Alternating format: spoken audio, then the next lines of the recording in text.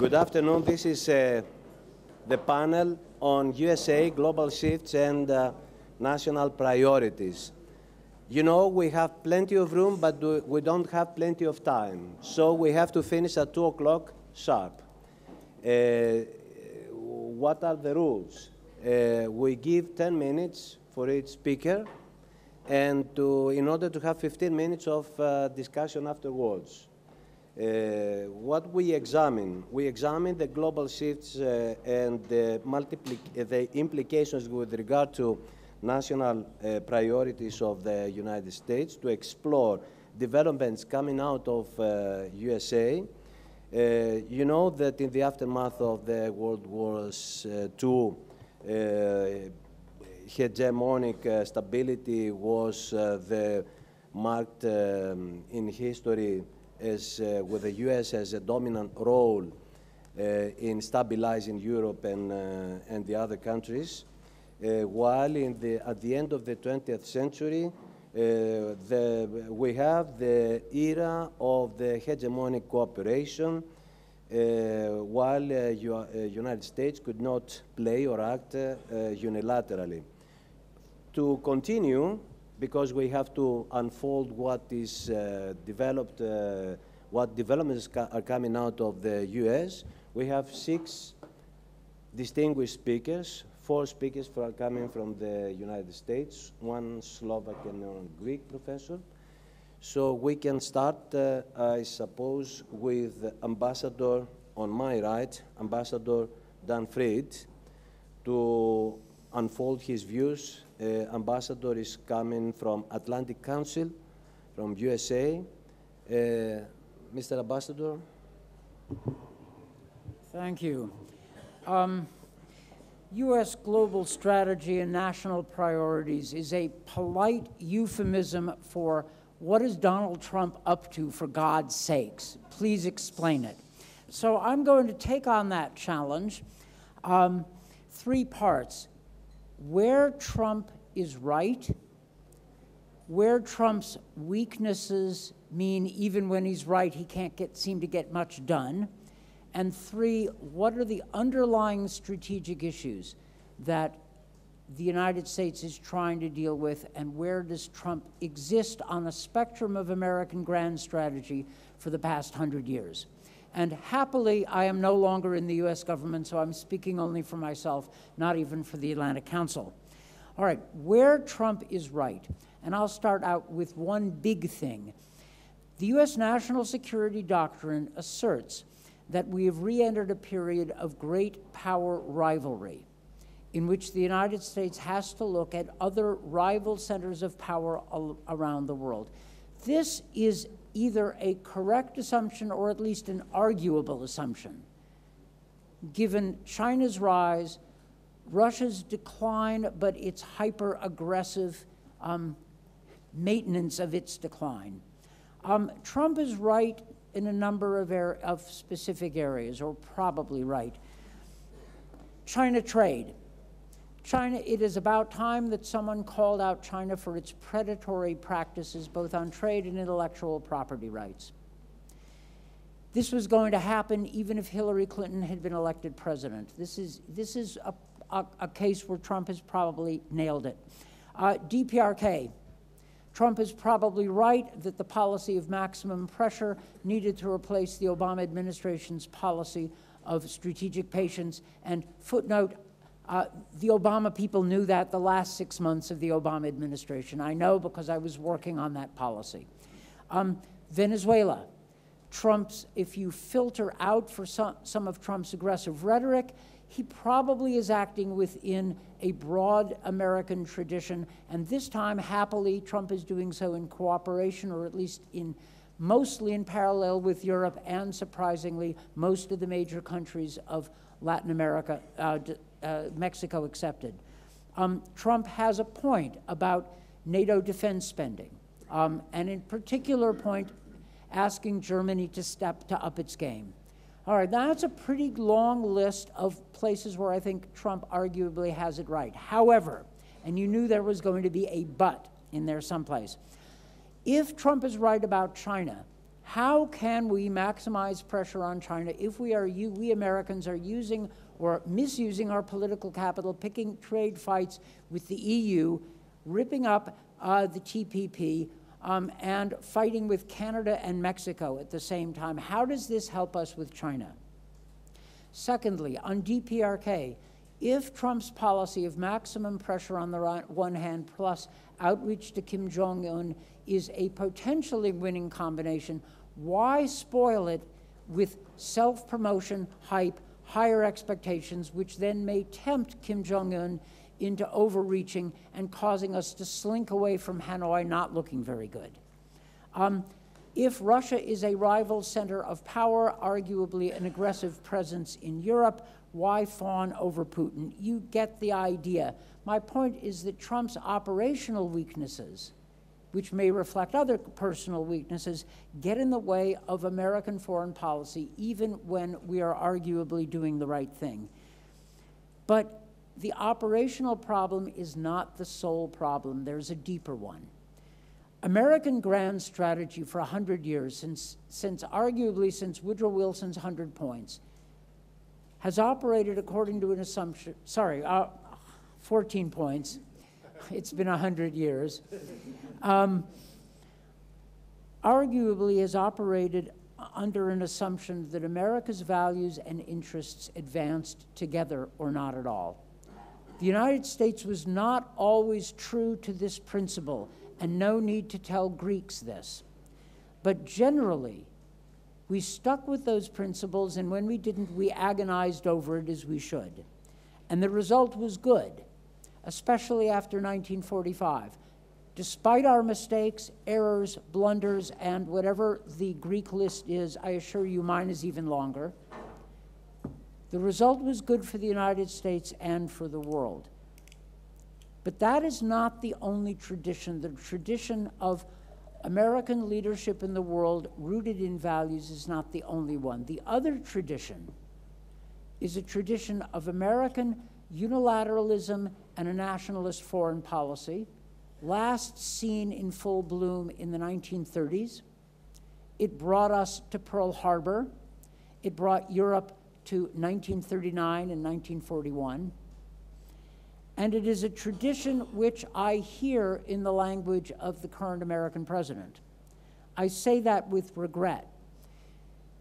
The principles of that earlier view were that there are no values that count, that interests are all, everything is transactional, allies are mostly there as long as and no longer than they are useful in the short term.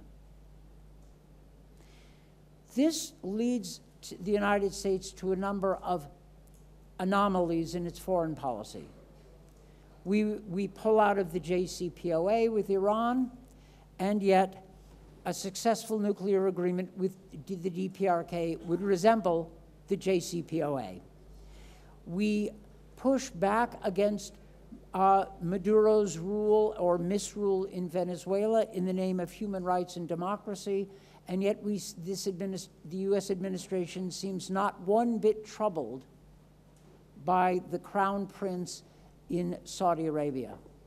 And by the way, the last time the United States bet all on a Middle Eastern strongman who crushed human rights at home while serving America, working with America on common strategic interests in the region, it was the Shah of Iran. How did that work out for us and for the world? My bottom line point, and this is where I end, to achieve success where the Trump administration has it right, which is in its assessment of great power competition in the 21st century, it has to shed or really throw out its weaker strategic assumptions and up its operational game. And to the US ambassador here, Jeff Pyatt, I'm sorry, man, I don't mean to cause you any difficulty. You can denounce me. It's okay.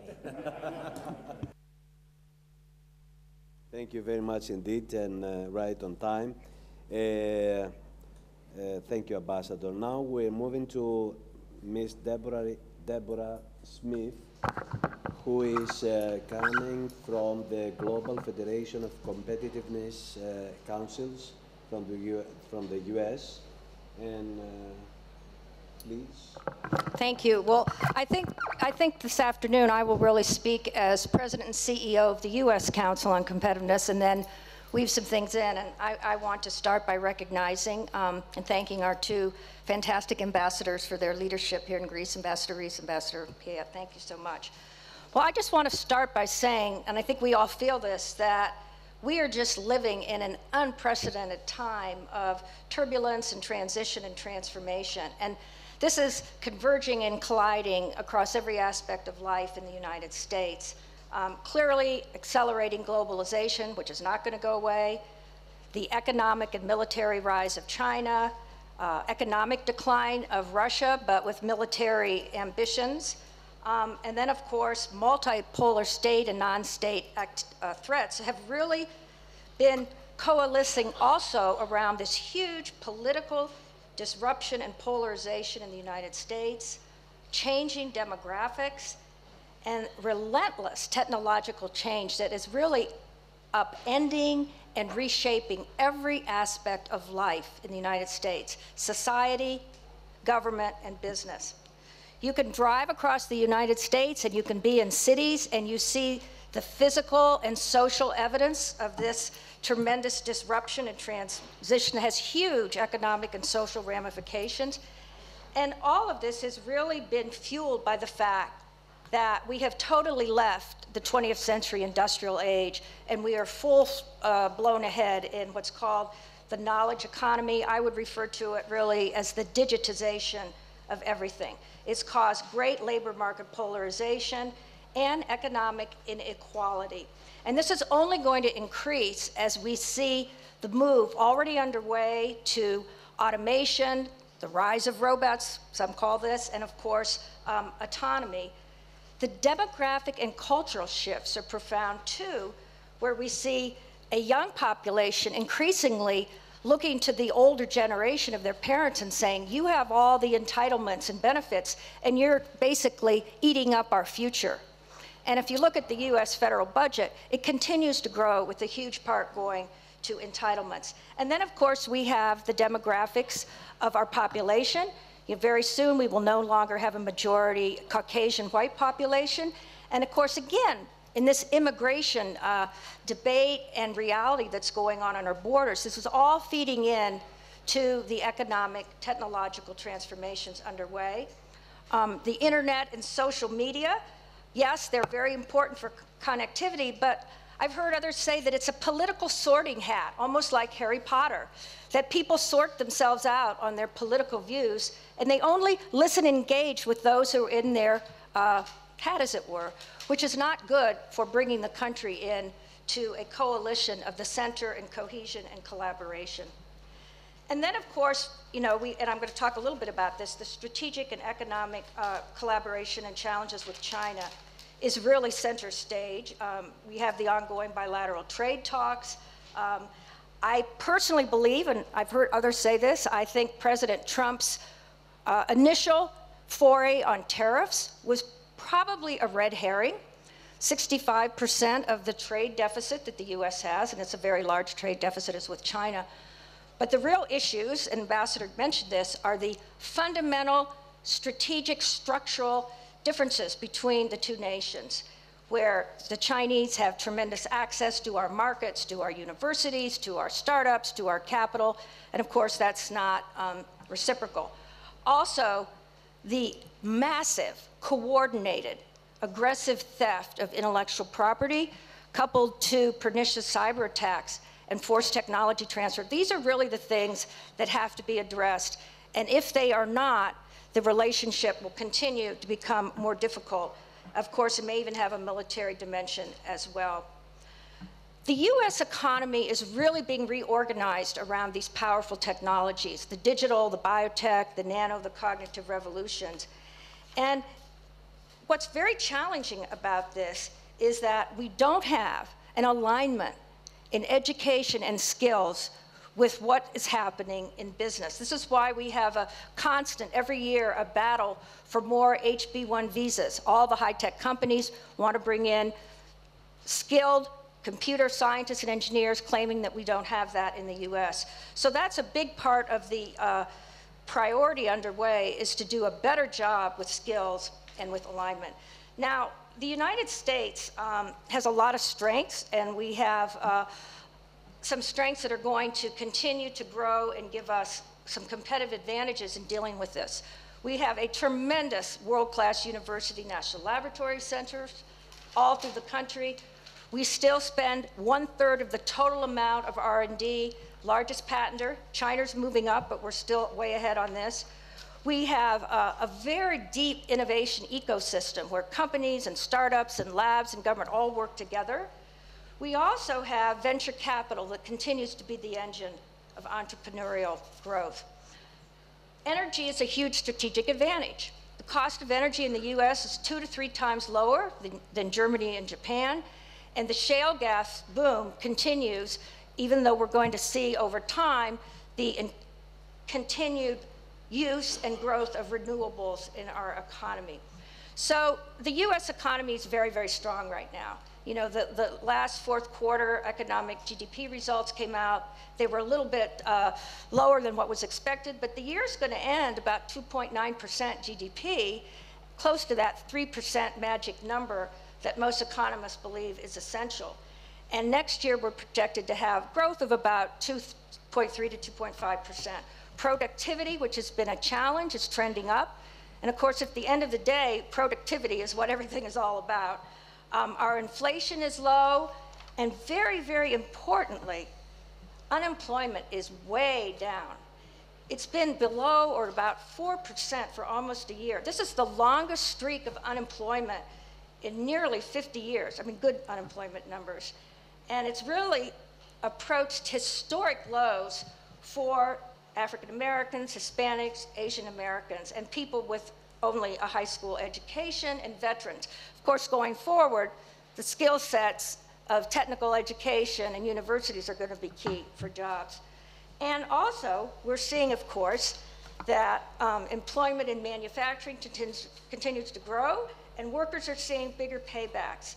The wage growth hit an all-time 9-year high just recently, again, without inflation. So I want to just mention a little bit about what happened with the tax reform in the United States. The US Council on Competitiveness, for many, many years, has argued that we need a corporate tax structure commensurate with the average of the OECD, which was about 25%. The administration's new tax reform, bringing down the corporate tax, coupled to a territorial tax system so we could repatriate profits from overseas revenue, is huge. Now, some companies, for instance, Lockheed Martin, are putting a lot of that in R&D. Others are doing stock buybacks. But the long-term effect of this is very important, because the US should not be competing globally around tax rates, but around the innovation and the quality and goods of our services. So that is a very positive thing.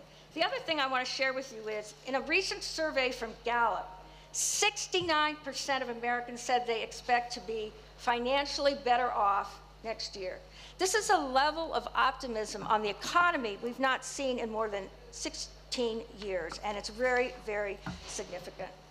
So priorities going forward, and again, I'll frame this in the context of the US Council on Competitiveness, because it's all about increasing productivity, standard of living for all our citizens, and succeeding globally. One, we want to see the trade negotiations with China resolved, but in a way that will no longer disadvantage US companies. We want to invest in education and skills, increase our federal investment in R&D, the federal investment, which has declined.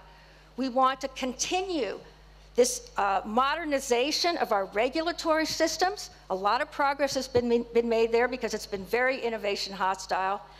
And we want to ensure that we leverage the 21st century production, integration with services and work as we move to a sustainable economy. And finally, I will say that one of the big areas we're working on, which is very exciting, is pulling together the public-private partnerships around some of these big technological needs and change. One I will just mention, if there's interest to discuss, is Sematech 2.0, creating a new generation of advanced microelectronics which are absolutely essential as we move to the 5G telecom infrastructure and the digitization of everything. Thank you on time, really on time, really on time. Okay, now we continue with Dr. Haltzel from Transatlantic Leadership Network, Washington-based.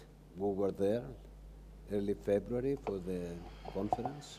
Thank you, Petros. A pleasure to be here in Delphi. When I was back in Washington, I was told that I would have 8 minutes to speak. Now, if I speak from notes, it'd be more like 8 hours. So I decided to craft my remarks. So with your permission, I will read my remarks. Sneak preview. In answering the question, I'm going to be largely critical of the U.S. government. It's not easy for me to do this. Like Dan and Molly, I'm a former federal employee. I dealt with Rastislav on the run-up to Slovak accession to NATO. I'm a card-carrying flag waver, so trust me, this is not easy. But let's look quickly at the major global shifts over the last decade. I come up with at least 7: galloping climate change, economic vulnerability, mass migrations, the rise of populism, the retreat of the U.S. as global leader, the accelerated rise of China, and new and serious threats to the U.S. homeland. Have American national priorities adjusted to these shifts? My short answer is not very well. We can no longer afford to focus on medium to long-term climate change, rather on now. The current evidence in the U.S. alone is overwhelming. More frequent and severe wildfires, more severe hurricanes, especially with massive rainfall. Alas, the Trump administration has relaxed pollution controls, resulting in a rapid increase in U.S. greenhouse gas emissions, and it intends to withdraw the U.S. from the Paris Climate Accord next year.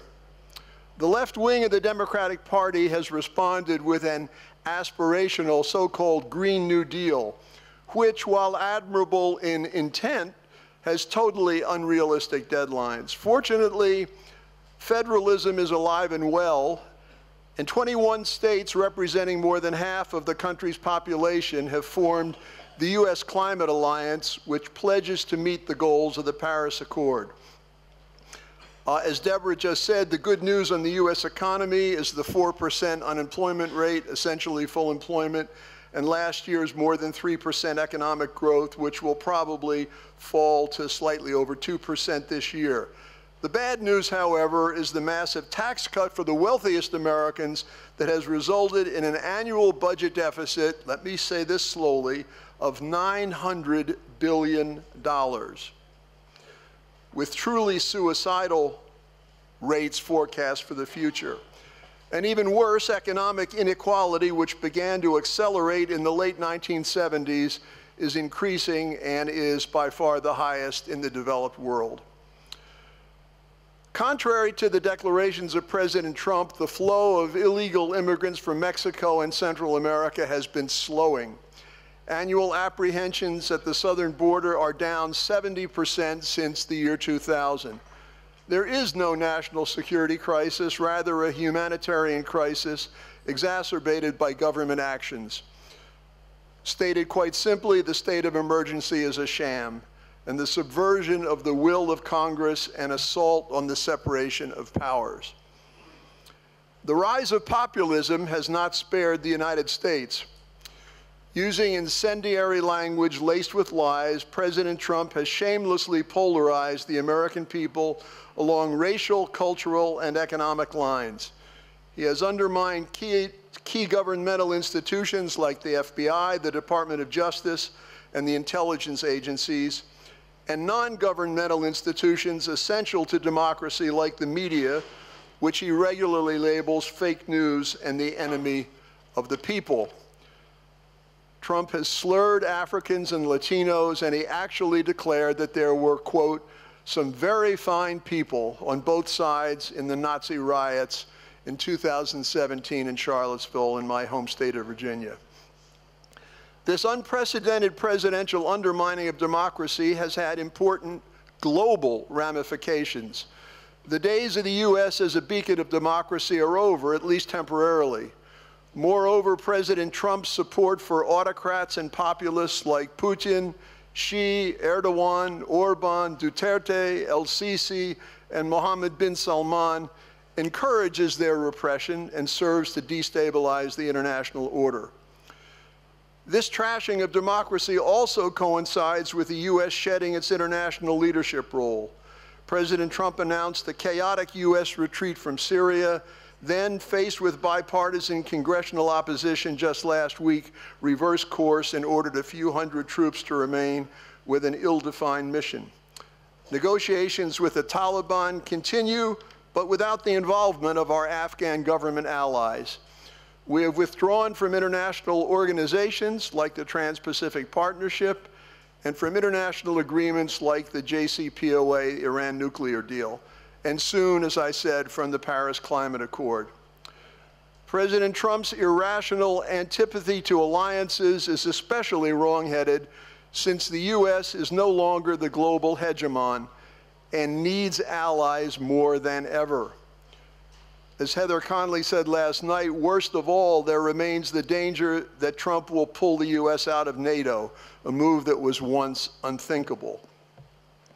The U.S. response to the accelerated rise of China is mixed. I agree with Dan. The criticism of China's predatory trade practices, huge market-distorting subsidies, theft of intellectual property, and forced technology transfer is spot on, and I commend the Trump administration for concentrating on it.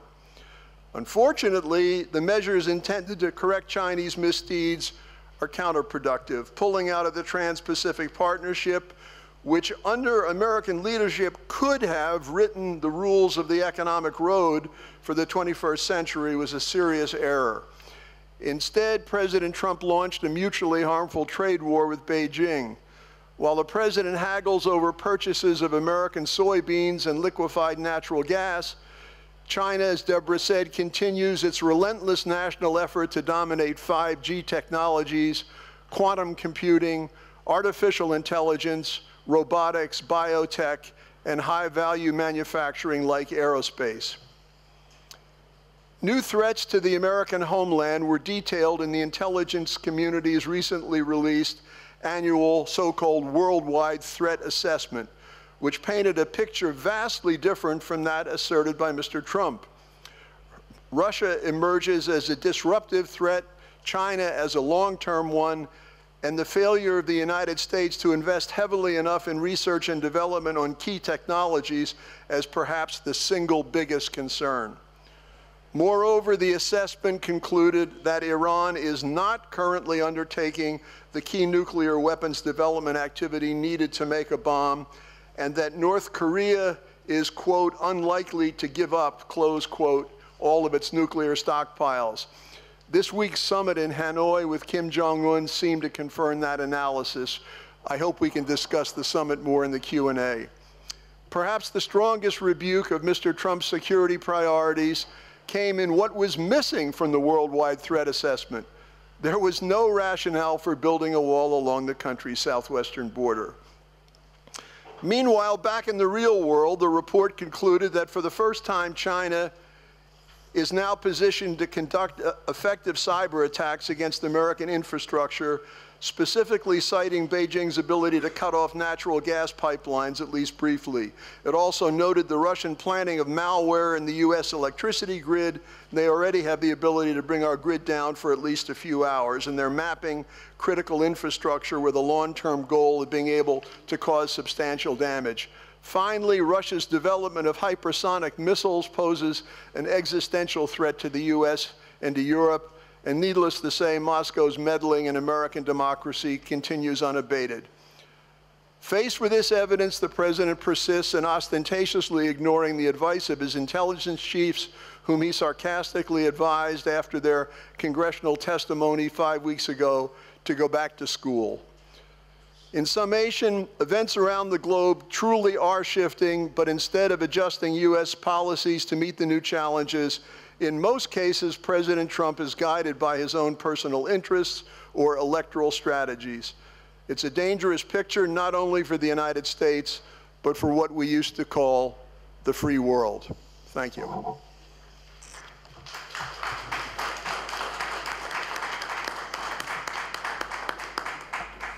Thank you very much indeed, right on time.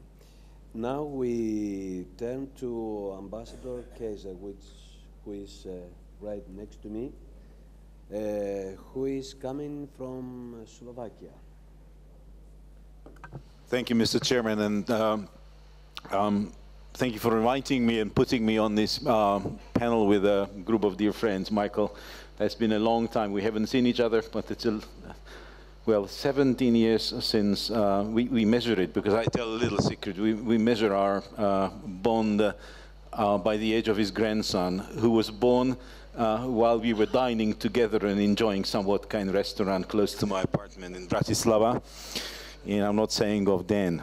But then let me pick one thing which you said about the combination of values and the interests. And I want to say two things on which I will illustrate the efficiency of US policies, and then we come to what is not working today. One was, you mentioned President Woodrow Wilson, and well, actually, this was not only 45 since that policy worked in Europe. Even President Woodrow Wilson's decision, in particular in relationship to Czechoslovakia, to Czech and Slovaks, was a direct proof that when you apply values and interests, you can create something which is very functional. And Czechoslovakia of 20s and 30s was the country which was a beacon of democracy. But you know, even I want to put on the top of that, that the values produce a tangible value in economy, because Czechoslovakia grew to be one of the top industrial leading countries in those 20s and 30s, and before World War II was somewhere at 11th place by GDP in the industrial world, was on the top of the economy. So the combination of that is not only producing happier, but also more prosperous society, and Czechoslovakia was the proof on that. Second point which I want to make, I don't know whether you would remember, but just on the day of presidential elections for the second re-election of President Bush, we were dining together in the NSC. And it was a bunch of us, we four ambassadors and you gave us a question. He said, presume I'm re-elected President Bush. What would be your memo if you were me? What would be your advice? I don't know whether you remember what was my advice. I told you, look, we in Central Europe are nervous that President Bush in his first term mentioned NATO not too many times. And you run for these ad hoc coalitions to handle things greater Middle East. You should come back to NATO and use NATO and give us confidence that you care about NATO and then you are committed to NATO. So my first recommendation is first trip to Brussels, go to NATO, address NATO Council and pass clear message. NATO is a fundament for security and we are committed. Second recommendation was go to Commission, because US never actually gave recognition to European integration in terms that there is something what we have in common, a kind of European government, and it plays a role, and it plays more and more important role, and you should recognize that many Europeans will just love that. Nobody did it before. So visit the Commission, meet the commissioners.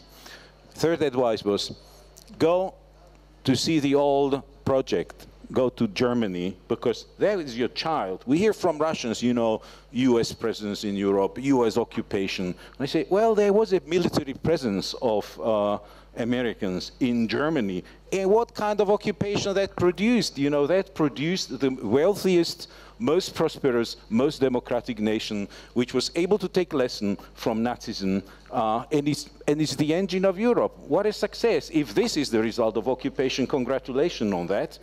And my fourth recommendation was visit some of the new and small, so you don't divide Europe. So you say, this is not, you know, small matters to us, but also a new equal to all, and the contribution doesn't matter we are 5 million or 60 million.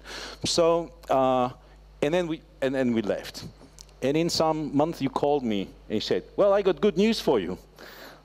President just signed a brief from me. He's going for a trip to Brussels, Berlin, Bratislava, and there is a bonus. and bonus was that he is meeting President Putin in Bratislava. What a policy, what a smart policy. Meeting on the ground of a new small member before somebody who was under the foot. And I'm talking to you here. And now it's all gone.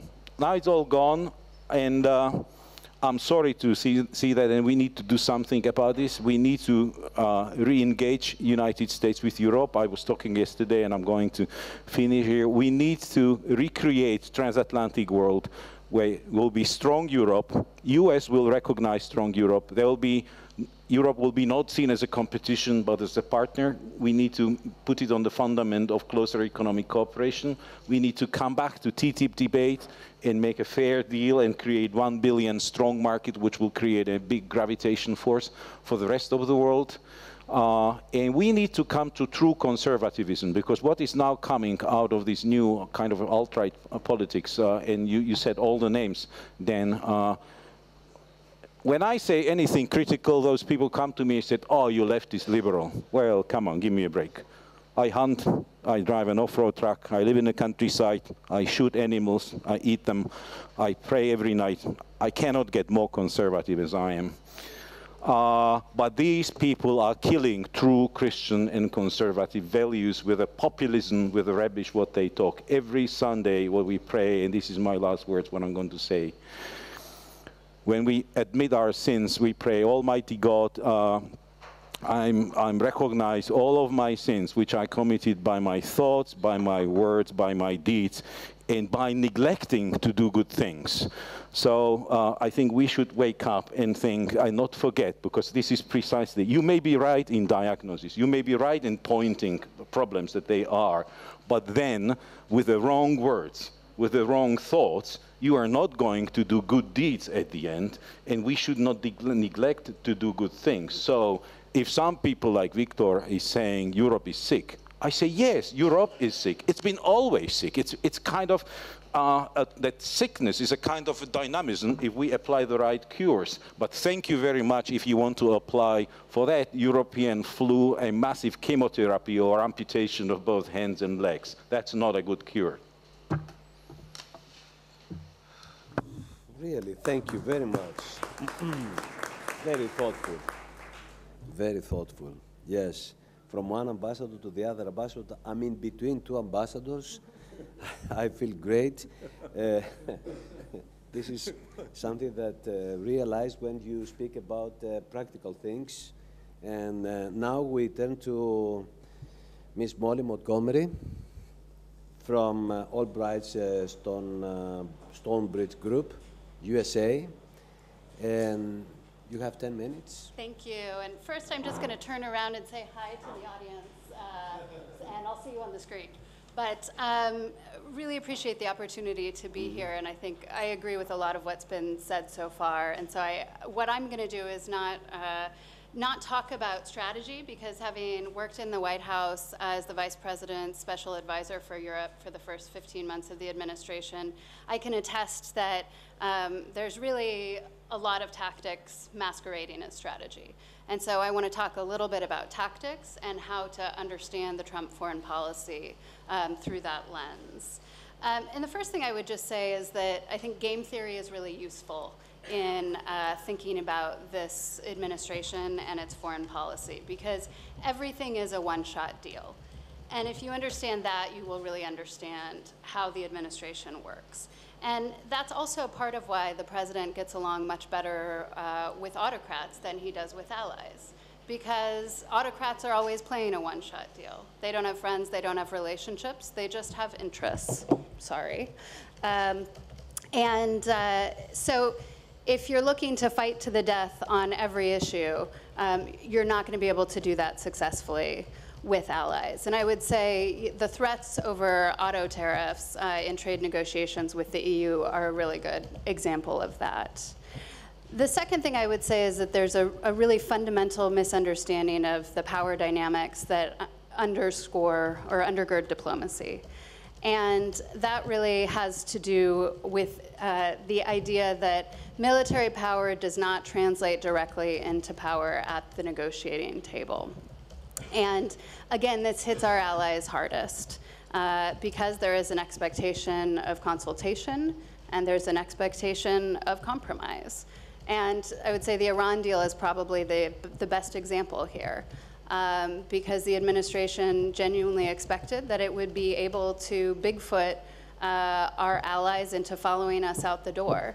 And as we have seen for the last year and a half or so, and as we particularly saw at the Munich Security Conference and in Warsaw when the Vice President called for European allies to join us in leaving the JCPOA, that has been met with stony silence. The third thing I would say is that our foreign policy is cyclical, because this president has fixed tropes in his mind about a number of issues that are priorities for him. And this applies to trade. This applies certainly to NATO and defense spending, and a number of our relationships with both allies and adversaries. And so the tactic is really that, in keeping with the game theory idea, that you basically use everything as leverage, and you up the ante until your adversary capitulates. And if that doesn't happen, there's really no plan B. If it does happen, you declare victory. But victory is temporal. And so within a few months, within a year, the United States is back, in terms of the president's rhetoric, to being a victim. And it requires the cycle to start all over again. And then finally, I would just say that everything is political. And so we've really seen the intrusion of domestic politics in foreign policy decision-making in a way that is unprecedented. And so one watch out for is really that, as the president is under increasing pressure domestically because of the Mueller investigation and the Democratic Congress, I think we're likely to see greater efforts to change the narrative, to deliver victories to his base, particularly as we get closer to the 2020 election. And so the president has been really good at delivering on his campaign promises. And that means that the list of initiatives that have been thought out, that's maybe an overstatement, but that have been, that are on that list is getting shorter and shorter. And so what I fear we're going to see increasingly is initiatives rolled out on very short notice, driven more by domestic political timing and without a lot of forethought on what exactly the consequences will be of those actions. And I will just leave with one more thought, which is there are other things going on in Washington than what's happening within the executive branch. And so I would just encourage you to think about how on some issues there are many US foreign policies. I would say Russia is the best example, where you have the president's foreign policy, you have the rest of the US government's foreign policy, and then you have Congress's foreign policy. And there's a lot of interest, particularly among Democrats in Congress, to play a more active role in foreign policy, as we saw in Munich, where we had the largest delegation ever led by the speaker. And so to the extent that they're able to carve out bandwidth, despite all of the investigations and the desire to pursue a domestic agenda, I think we will see increasing engagement from Congress on foreign policy. Thanks. Really, thank you. So we have plenty of time for Q&As. Now we turn to the last speaker, who is my colleague and friend, Athanassios Platias from University of Piraeus, Professor. Athanassios? Thank you, Petro. Well, I have completely changed my remarks in order to be able to tie what has been said before. So we go the opposite strategies. And somehow I felt on the defensive that I need to defend the United States based on what you have said. Okay, let me start. I'm a realist, so I look really at power and interest. And let's look at the configuration of power.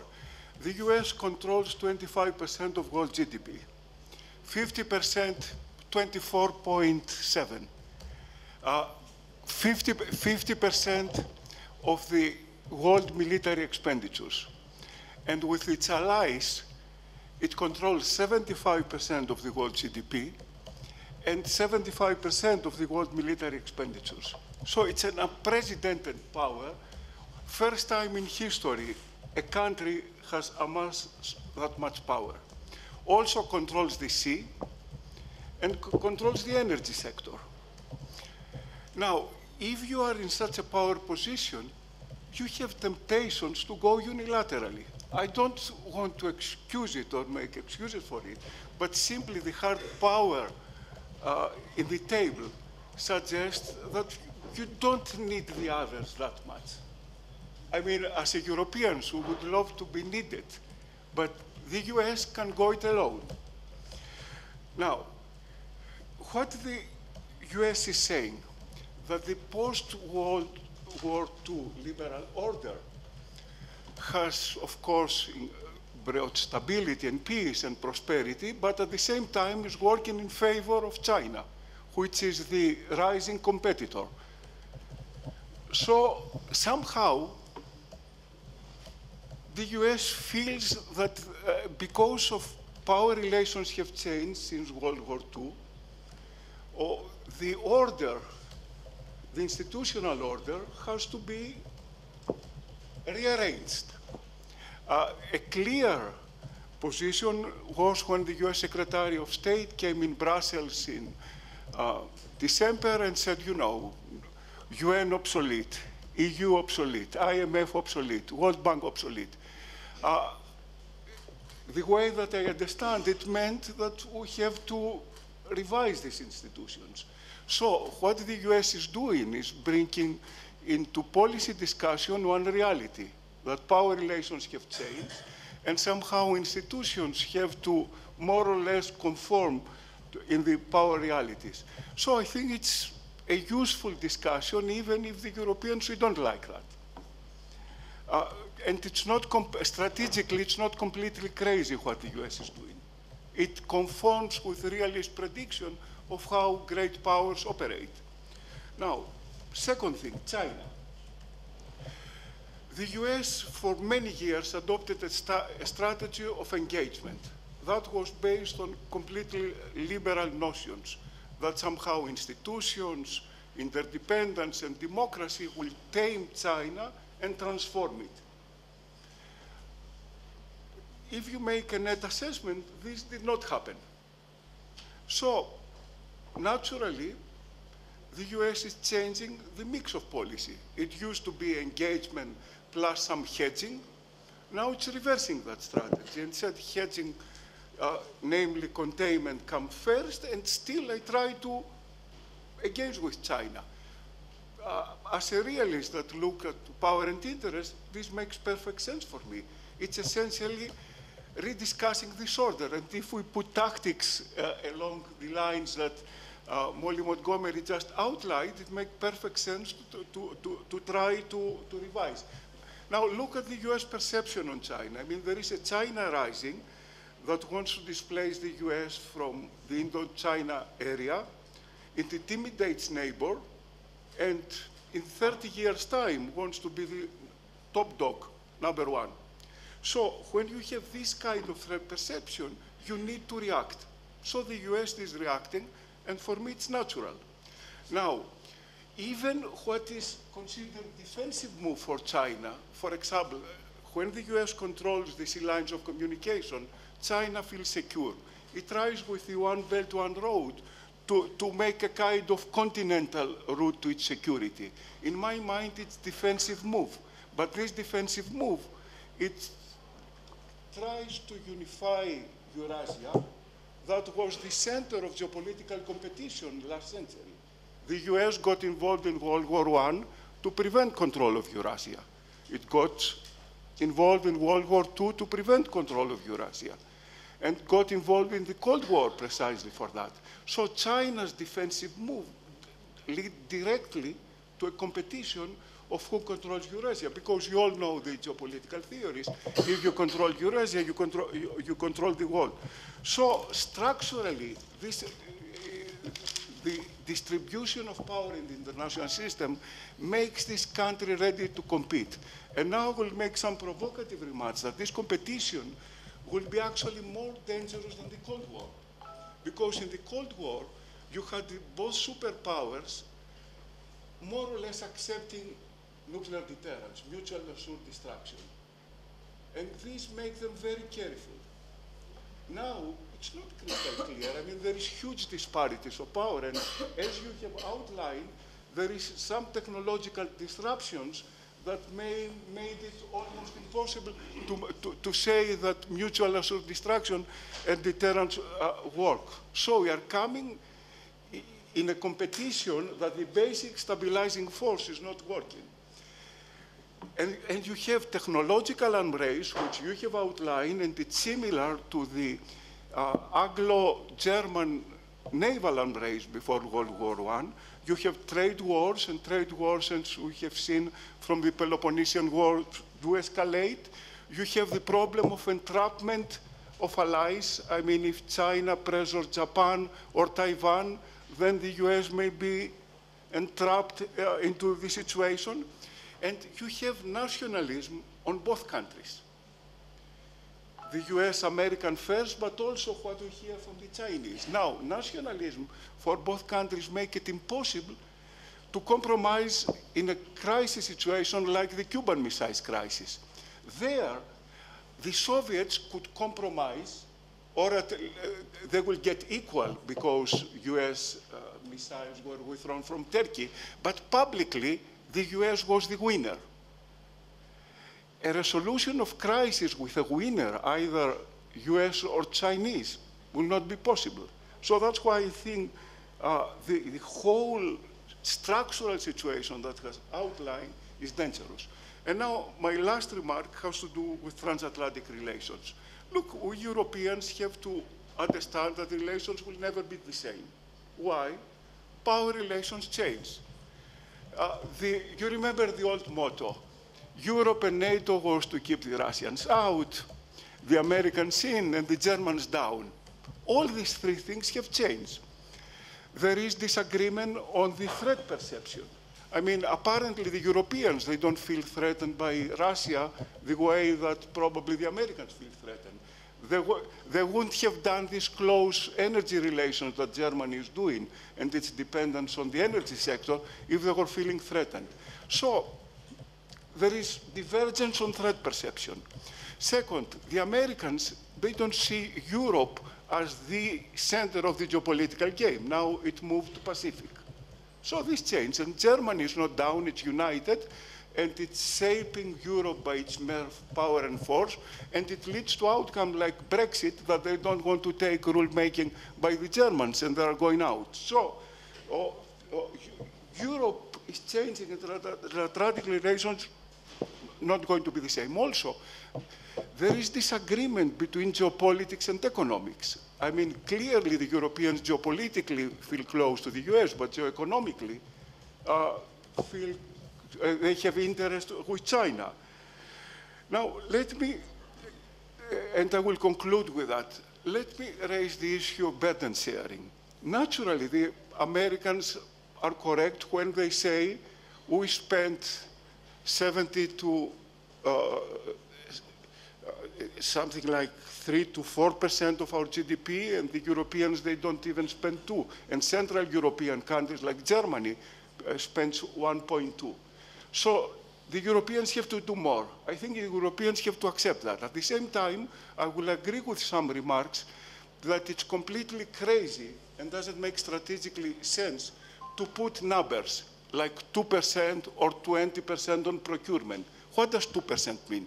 When you make defense planning, you don't make planning with how much money you have on the table, 2% of the GDP, which is an arbitrary number, and 20% of procurement. You make planning based on a threat and how to deal with it. And if it takes 5% or 7% of GDP like it was the Cold War, you have to do that. If there is no threat and you go to 1%, you behave differently. So, in other words, I can understand where the criticism comes from, but from a broader geopolitical perspective, are not satisfied, are not justified. Thank you.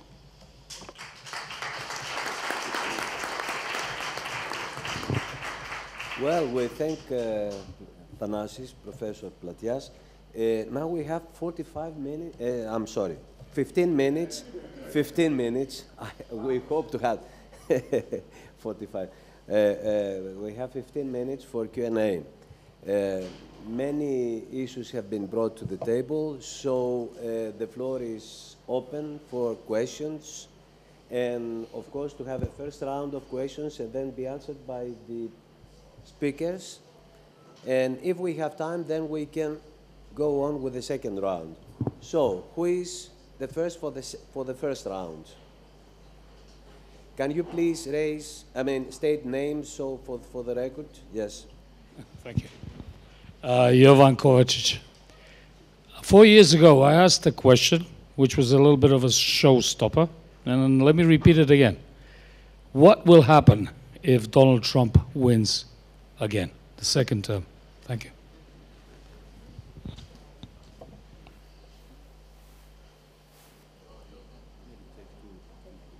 We take 2 or 3, or even 5, let's say, and then, okay, please. My name is Khagani from Iran. Thank you very much for the good talks about what the US administration is doing. What will happen, as I have explained to friends, because of new sanctions on Iran, which people are going through hardship and preparing themselves for war to kill Americans, because they are pushing them to be hunger, medical facilities are not available. And if there is a war in the Persian Gulf and Caspian Sea, what do you think will happen? US is now negotiating with Taliban after so many years of fighting. Why is not doing something not to get into war with Iran? Thank you. A third question? Let's have 5 questions. Please. My name is Clark Bowden. I'm a university student at Notre Dame, and I'm studying abroad here at College here in Athens, Dikames. And my question is, largely what we went over in the panel was a lot of things that aren't going well or that could be revised from the European or world perspective of the US foreign policy. Donald Trump will be in office for 2 to 6 more years. When the next candidate or next person takes office, what is the ideal scenario for the transition of the US leadership around the world? Because to me, it would seem premature to simply jump right back to the policies of the Obama or Bush administration. I think that would play into the ties of the United States becoming a flip-flop nation on a world leadership front. Thank you. Thank you. I'm Katerina Soku with Greek Daily Kathimerini based in Washington, D.C. And I would like to hear your take on Trump's view of the European Union and whether you think that this is undermining relations with European nations as well. Okay, one more. No one for the moment.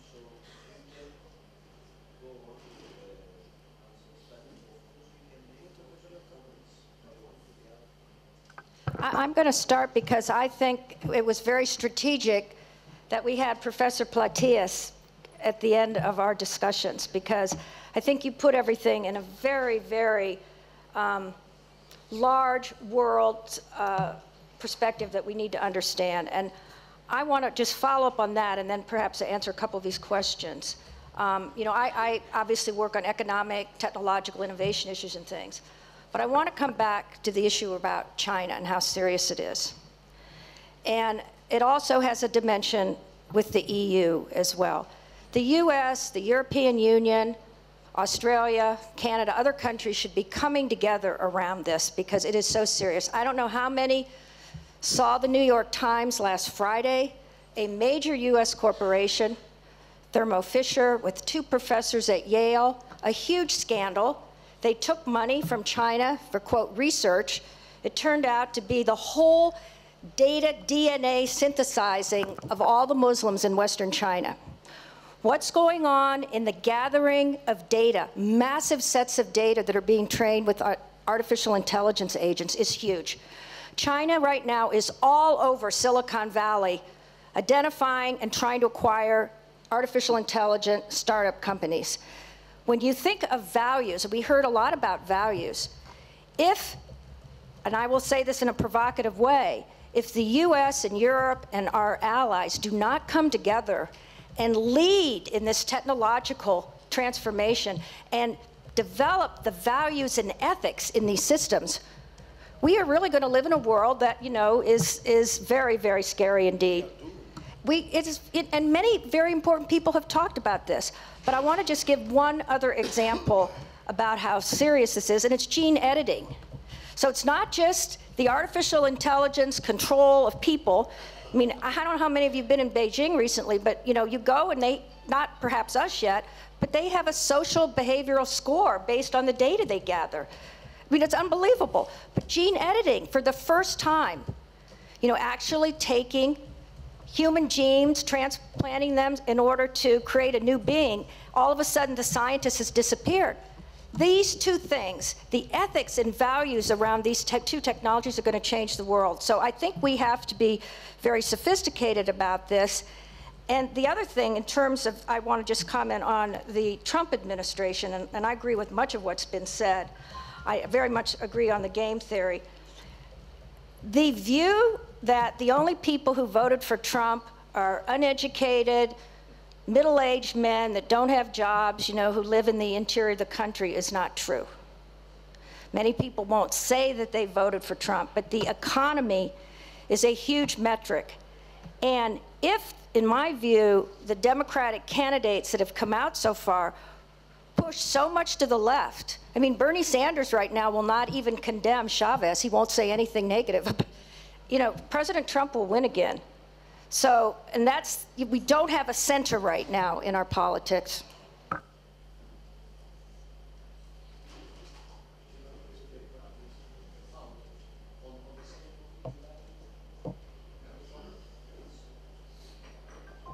Well, very good questions. I agree. Athanassios brought up a lot of good points.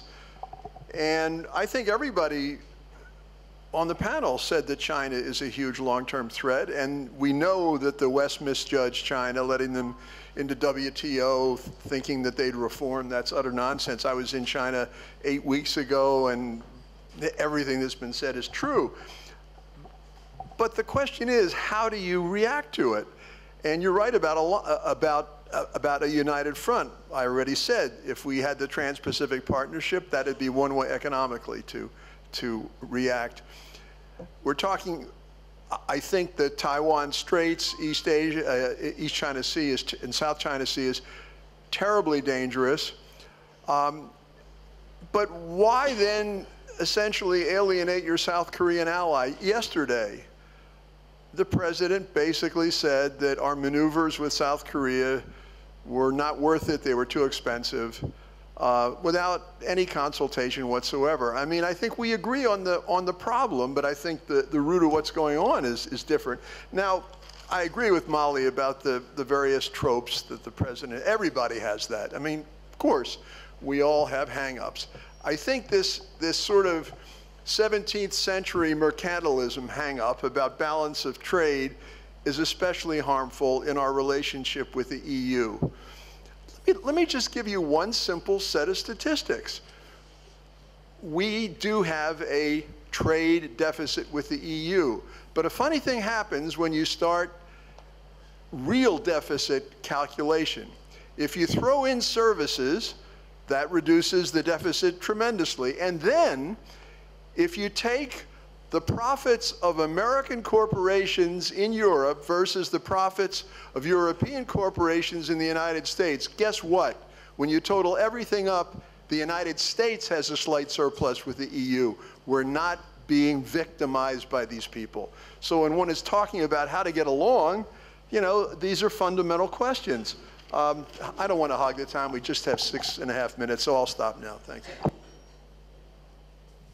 Great. Well, maybe I'll address a little bit this question of what happens next. I think, you know, regardless of whether the president gets a second term, we're going to need to come up with a new narrative for the transatlantic relationship. If you look at data in terms of understanding of basic foreign policy issues, basic 20th century history, in the United States, we have huge percentages of young people who don't know what Auschwitz was, who, you know, don't understand what NATO is. And we need to come up with a new rationale for the 21st century for why the transatlantic relationship is important and the benefits that it brings to publics on both sides of the Atlantic. I would just say, you know, in terms of the US-EU trade relationship, or the president's view of the relationship, absolutely it's damaging. I mean, if we're going to be serious about addressing the China threat, we need to do it together. We have the power, we have the market share to set standards globally if we pool those resources. And, you know, we are not serious about that right now, and we need to get serious. WTO reform is a critical issue. That's an area where we could be working together productively. A new TTIP would go a huge distance in terms of also global standard setting. So this is an area where, you know, issues like trade, auto tariffs, et cetera, are really keeping us from addressing much, much larger global strategic issues. Thank you. Ambassador, a few words. Donald Trump had a point when he ran a disruptive campaign. That is, there is much in the status quo that needed questioning, and he did so. Disruption is not the same as destruction. So what does it take to move from disruption to a constructive way forward in the 20th century, and 21st century? I would argue that we need to update the international norms, but to do so in a way consistent with the transatlantic consensus that has governed us pretty well for 70 years, or arguably back to 1918, which is that values and interests advance together or not at all. And to answer the challenge from the Chinese that Professor Platias mentioned, that nations which incorporate those values are likely to succeed in the long run. Countries that do not are likely to fail. I would not bet on the current China model in the long run. We should stop worshiping it, which is too much of a fad these days. US power is a function of our understanding that interests are not zero-sum, that we will advance together or we will not. We will advance all together or not at all. This is the answer to the professor's point about the US assembling an enormous amount of power. Yes, but if we exercise it unilaterally, we burn through our political capital for not very much. The issue about the US view of the EU and the Trump criticism of the EU is a problem for me because it suggests a zero-sum transactional view, and that is not what made America powerful. The antidote to America first is values first. So I will leave it at that.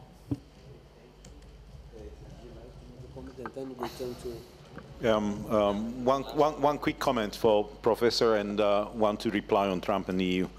I enjoyed a lot of things what you said, Professor, but one thing caught my attention, 2% obsession. I hate that 2% obsession. I was at defense, I was at planning and spending money on defense. That obsession of 2% is just a horse trading issue and it's nothing else. The question is how you spend money and precisely how you define your preferences. And here Deborah is right.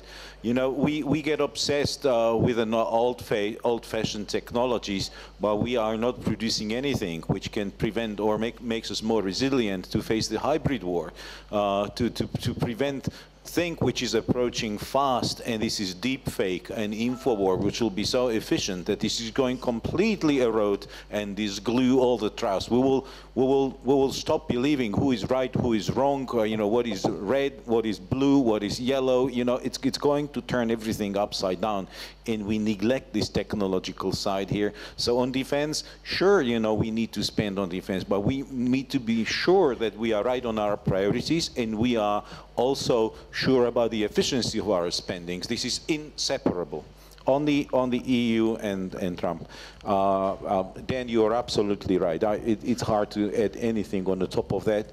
Where I was very nervous was when I saw Trump coming and playing divisive role in Europe, because Europe was always paranoid about United States' true intention about Europe. Because even when I was at NATO almost 30 years ago, when I was ambassador in the United States and we got our, you know, EU ambassadors cabal, there was a lot of ambassadors actually saying, Americans, you know, don't trust them because they don't want strong Europe. They want Europe just to be a little strong, but not too strong. And a truly strong Europe, they'll do everything not to let Europe to be too strong.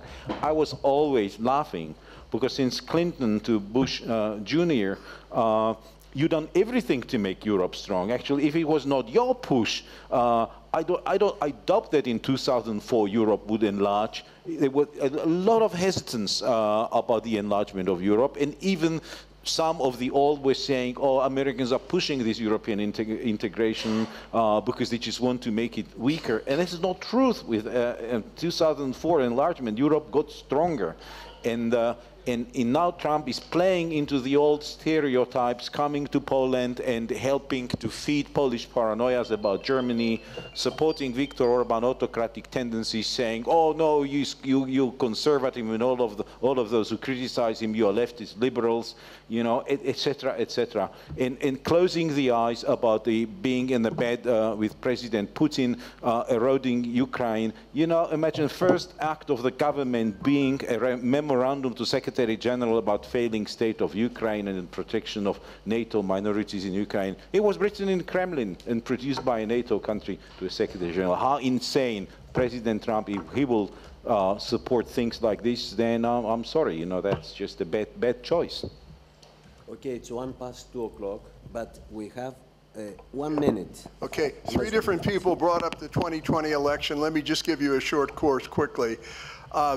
On the face of it, Trump should have no chance at all. In the average of polls, he never polls higher than the low 40s. The percentage of people who would never vote for him is in the mid-50s. But as Deborah said, if the Democrats decide to choose a far left person, I think what will almost certainly happen is a third-party candidate, probably John Kasich, former governor of Ohio.